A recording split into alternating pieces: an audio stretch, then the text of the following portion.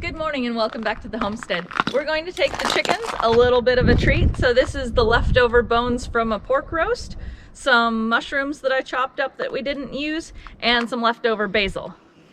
Chickens love meat and they will pick these bones clean.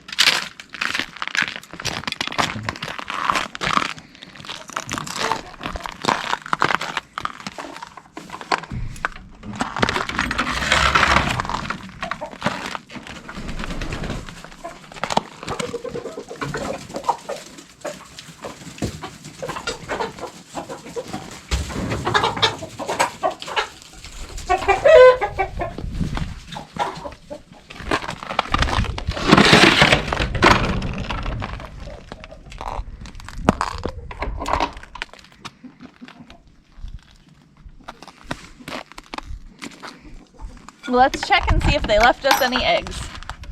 Oh, they must have laid this one yesterday evening. You can see that it froze and broke, so that won't be any good. What I usually do with these is throw them out as far into the pasture as I can, because they will fertilize the soil come spring.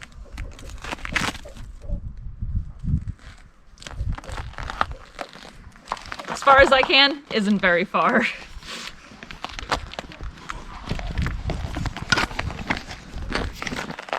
All right, so we're going to take the plate in the house and we're going to wander down. We're going to bring you with us and we're going to go over our plan. Actually, we got a week of really nice weather coming up in the 50-degree range, I guess. So we're going to take some days off from work and we're going to see if we can't get this area cleared where the new garden's going. And the solar array. Yeah, somebody may have had a moment of weakness and bought a pallet of solar panels off eBay. So we're expanding the solar array, mostly because our DC coupled array, and we'll talk more about this later, but our DC coupled array currently is on the house roof. It's you can't see it from here, but it's on the top of that metal roof, so it's really hard to get at and clean off during a power outage. So this is going to be a ground mount down there where we can get to it real easy, clean the snow off, and it'll be a good test of another one of the 600-volt midnight controllers as well. We'll end up trenching in 400 feet of wire up through the driveway and into the power shed. So let's go put the plate in the house, and we'll bring you back when we get down there and start talking about what we're doing.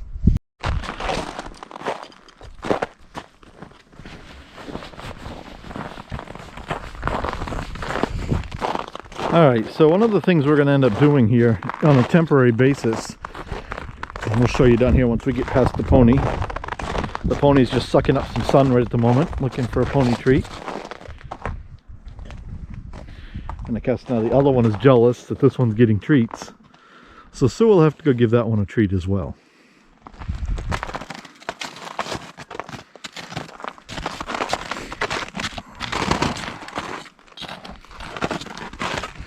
So this pasture here, if you want to call it a pasture, this area for the horse gets real narrow right here. Well, I say real narrow, it's plenty wide for the horse, but it's narrow. It's a convenient place for us to block him off for now while we work. This area right here is where the meat chickens, where we move our meat chickens around, and then way down there is where we're talking about doing the garden spot, because this fence will get changed to a taller fence to help keep the deer out. So we'll end up closing him off here. And what we're doing is we're sort of scouting for a couple things while we're down here. There's a good place to close this one off while we work.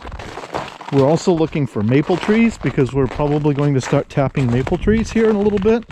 We'll bring you along for that. Yeah, we'll go right across here because there's already insulators on this tree from the previous fence line. Yep. So we'll just over to there. We'll block him off right here, and that'll allow us to tear all the rest of the fence down. And we're probably going to move this fence down into the flat a little bit, and we're probably going to put some fruit trees down through along the edge of the fence. And I apologize for all the slipping and sliding, but it's a little crunchy and slippery out here at the moment. See, there's a maple tree there that we might be able to tap if it's not too small. I guess the rule of thumb on that is they need to be like 10 or 12 inches or larger before you can tap them. I'm by no means a maple tree tapping expert. So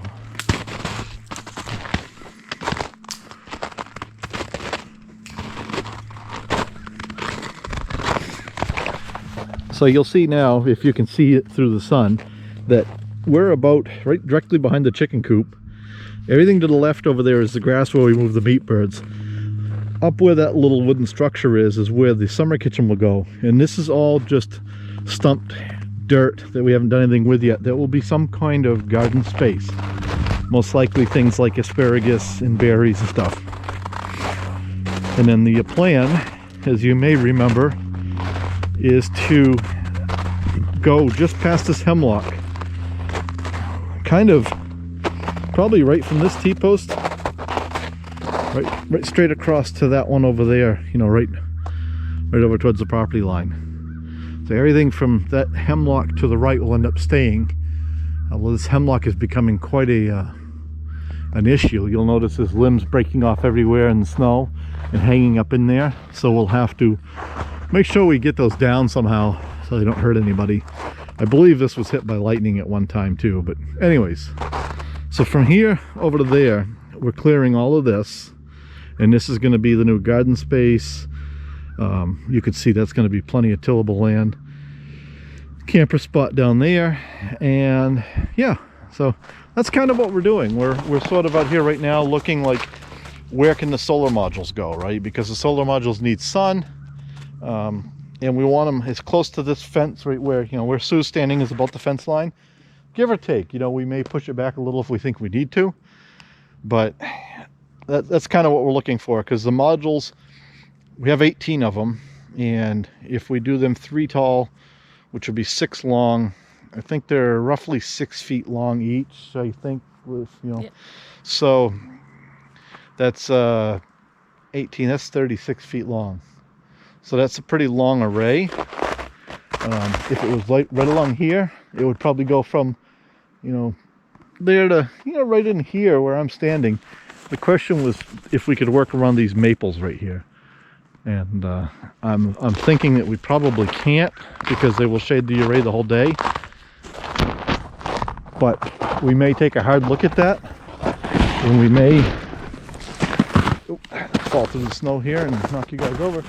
We may decide to actually put the modules in front of the trees. You'll see that one's got some really weird stuff going on. That one's a little tender down at the bottom, so they may not be as valuable as we think. So we're just going to have to look at that as we go. The rest of the stuff in here is really not of any value. You see there's a clump of just swamp maple or something there. There's a pine there that's not terrible, but that hemlock is kind of rough. These fir trees around here tend to start rotting in the middle when they get this size, and then they fall over when they get a little bit bigger. So anything in that area really isn't worth anything. There is one hardwood over there that we will probably take, because it's going to be right in the middle of the garden. And then really all these softwoods out here will go. And the cedar trees, you know, we'll repurpose everything. One of the things we'll do is the solar mount we're going to do out of cedar trees, fir trees, whatever we can find. Our goal with the solar mount is not to buy practically anything to do that, other than the wire, of course, to get it back to the shed. We're going to be real try to be real frugal on that solar mount. We're going to try to use some trees, some lag bolts that we have, and see what we can do. So that'll be a fun video. The other thing we plan on doing at some point is building a pole barn for our equipment, and we would like to use a lot of these trees, like this one right here, for part of that pole barn. Same reason, we just kind of try not to buy any framing material if we can help it.